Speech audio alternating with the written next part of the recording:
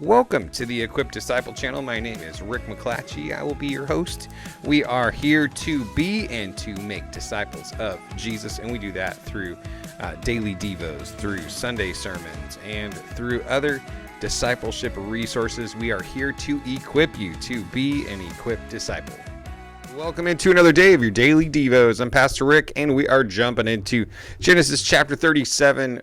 We're making quick work of things, folks. We're not, however, I don't think we're going to make it through the whole chapter today. I think we're going to focus on the first 11 verses, kind of the very beginning introduction of Joseph. He's going to be kind of the main star of the next 12, 13 chapters. And so it'll be an interesting journey to see what happens with his life. This is the lineage of Jacob that's going to be described here in the next few chapters. So Esau got one chapter to describe all of his descendants. Jacob's going to get about 13, 14 chapters. Here we go. Verse 1 of chapter 37. Jacob lived in the land where his father had stayed, the land of Canaan. These are the family records of Jacob. At 17 years of age, Joseph tended sheep with his brothers. The young man was working with the sons of Bilhah and Zilpah, his father's wives, and he brought a bad report about them to their father. Now Israel loved Joseph more than his other sons because Joseph was a son born to him in his old age, and he made a long-sleeved robe for him. Now a lot of other translations would say a coat of many colors, a robe, a multicolored robe. Basically, this robe, we'll describe it here in a second. We'll just keep on going through these verses. When his brothers saw their father loved him more than all his brothers, they hated him and could not bring themselves to speak peaceably to him. Then Joseph had a dream, and when he told it to his brothers, they hated him even more. Okay, so Jacob stayed in the land of Canaan. Let's go back to verse 1.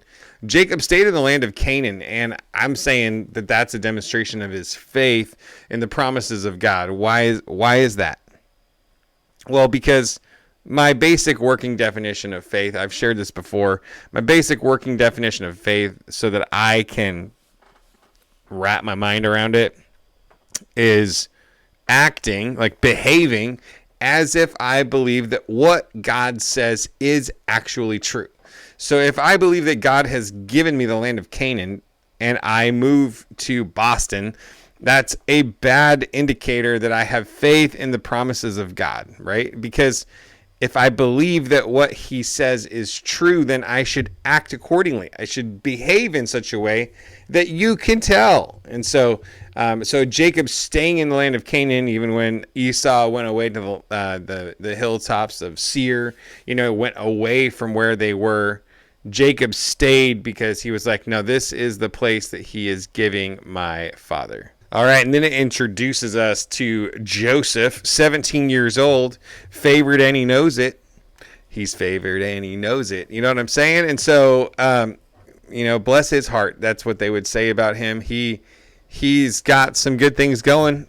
So what does this coat of many colors even mean? And basically, it's Jacob telling all of the rest of the family, Joseph's my number one, y'all. He's the oldest son, the firstborn son of Rachel, who is the wife that he intended to marry until he got the old switcheroo on the wedding night with Leah getting put into the equation. And so he's treating Joseph as his firstborn. So he's going to get like the double portion. And so this robe is a slap in the face to Leah's kids, to Bilhah's kids, to Zilpah's kids, to just like, what the heck? Are we chop suey over here? I mean, what's going on? And so that's kind of the background of Jacob's journey in parenting. And kind of, just because you have faith doesn't mean you do other things correctly. So I started out in verse 1. He stayed in the land of Canaan. He's demonstrating faith in God's promises. But boy, does his parenting stink. He's like, come on, man. You can't just be walking around being all like favoritism on the oldest kid and expect it not to cause you problems.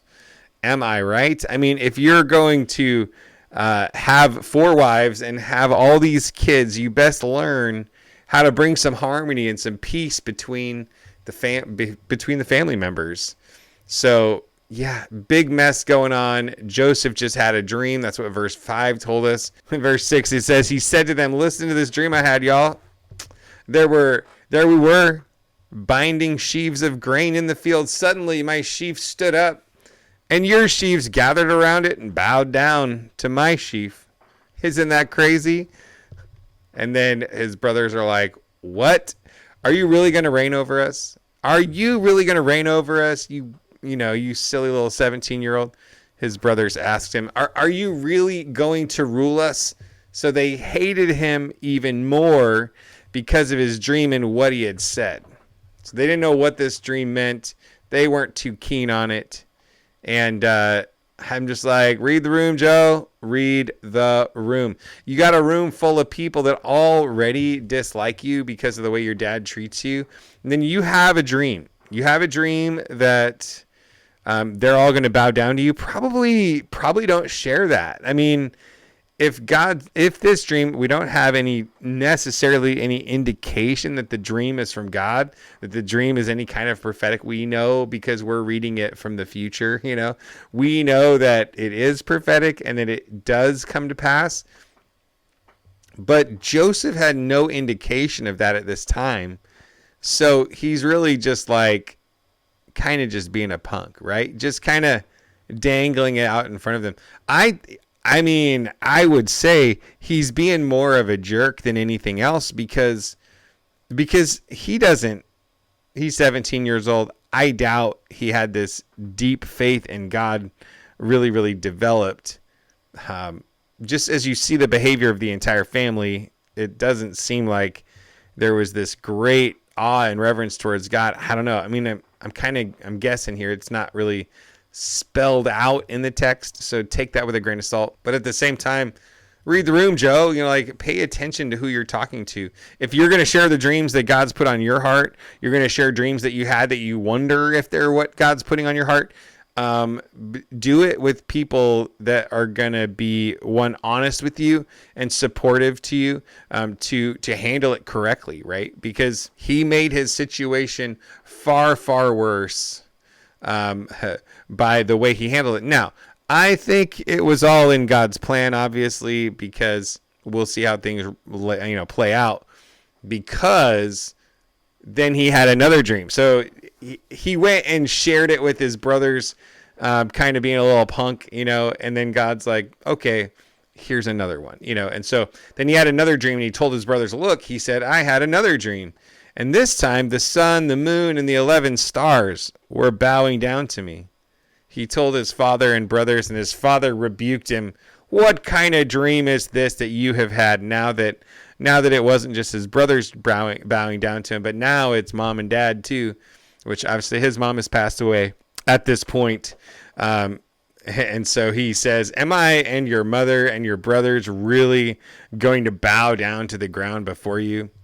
His brothers were jealous of him, but his father kept this matter in mind. So before the brothers, he's rebuking him, and before the moms of the family, he's rebuking him and being like, you crazy brother. But deep down in his heart, he's like, interesting.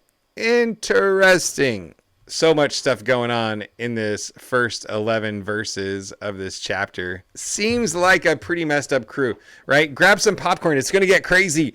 That's, the instruction. You don't have to go grab it right now. You can wait for tomorrow's video. But one of the things that I pulled out of, and really the popcorn is going to need to be for probably the next 2 weeks. It's going to take us a while to get through these chapters, but there's some great stuff happening in the next few chapters. Come prepared with the popcorn. No, with your journal is what I meant. Come with your journal so you can journal. Some crazy stuff going on with a family that is just all kinds of dysfunctional.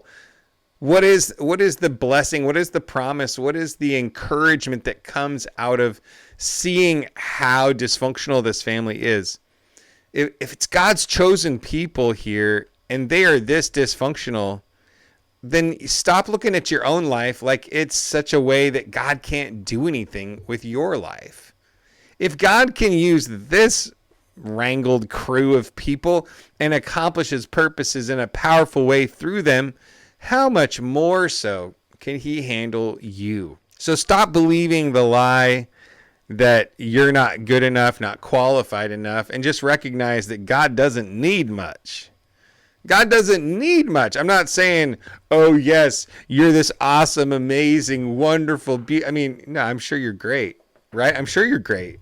I know a good bit of you personally, and I do think you're great. But our personal greatness has nothing to do with what God can do in us and through us, right? It's because he's great. It's because he's powerful. He's loving. He's gracious. He's kind. He's merciful. It's because he's all these things that anything great can happen through our lives. Amen. Amen. Drop an amen in the comments if you believe that God is so good and that we can trust him and that we get to celebrate the fact that even though I'm kind of broken and messed up, God is so good. He can do amazing things in my life, around my life, and through my life that I might be able to be blessed by God so that I can be a blessing to other people and we could kind of carry on that Abrahamic covenant kind of blessing. That God blesses us, but we don't keep that blessing to ourselves, that we pass it on to those around us. So with that, be encouraged, be strengthened. God bless you so much. I will see you tomorrow.